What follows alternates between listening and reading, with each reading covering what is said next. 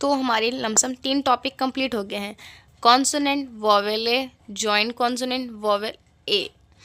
तो अब हमारी बारी है short from for common word grammars. Grammars क्यों आ गया? जैसे ग्रामर में हमारा आता है helping verb, articles, conjunction, propositions. तो इसमें हमें इस वर्ड का भी ध्यान रखना पड़ता है।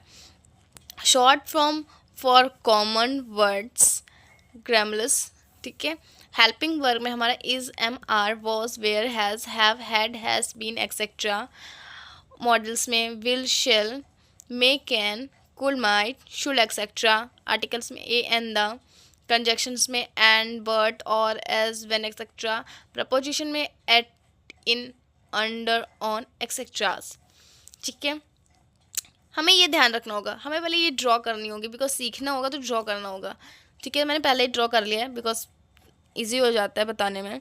तो ये जो हमारा be, it, do, which, the, to, but, to, वो, जैसे हमारी P, B, T, T, C, H में स्पेलिंग ये होती थी, वैसे ही short form for government words मतलब ग्रामर के इस शॉर्ट हैंड में इन वर्ड्स की स्पेलिंग ये होती हैं।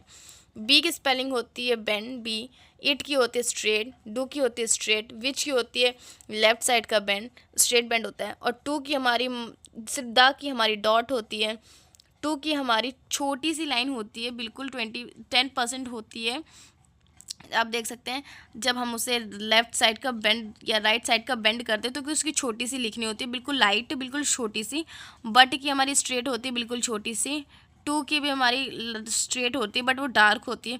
हु की भी हमारी डार्क होती है बट वो हमारी अपोजिट साइड की बेंड होती है, मतलब वो हमारी राइट साइड की बेंड होती है। ठीक है, ये हमारी स्पेलिंग है, इसको हम लिखेंगे 3 बार। आप कॉपी में लिख के देखिएगा, आपको पक्का याद हो जाएगी। ठीक है, अगर ये डार्क है तो होगा, और अगर ये लाइट होगा तो डार्क होगा। मतलब ए तो डार्क होगा, अगर ए है तो लाइट होगा। ए में आप डिफरेंस समझ लीजिएगा, थोड़ा हिंदी थोड़ी मुश्किल होती है। 6, अरे वाह, बहुत जल्दी आ गया हमारे इस पोजीशन पे। मतलब हमारा अब फेसिंग और क्या बचा है, पंक्चुएशन बचा हुआ था। ठीक है, फ्रेजिंग में आप हमारा देख सकते हैं, आपने देख लिया, कुछ खास नहीं है, हम आपको यहाँ पे दिखा रहे हैं। पहले शब्द की जगह का ध्यान रखना है, मतलब टू और डू, मुझे वर्ड जोड़ के एक वर्ड लिखना था कि हम इसे कैसे लिख सकते हैं अगर टू डू साथ में दिया हुआ। तो टू हमारा बेंड है और डू उसके नीचे सीधा है, मतलब डी हमारा स्ट्रेट है और टू हमारा लेफ्ट साइड का बेंड है।